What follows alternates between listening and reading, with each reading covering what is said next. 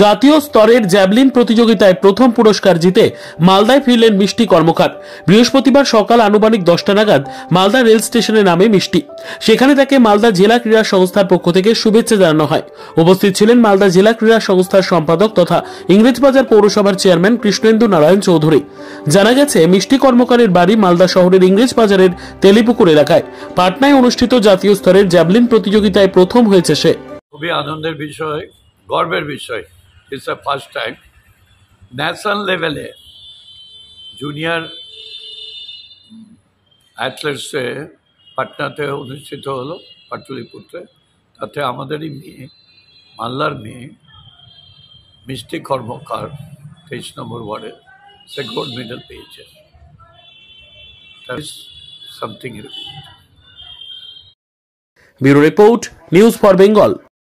This channel does not promote or encourage any illegal activities. All contents provided by this channel is meant for educational purpose only.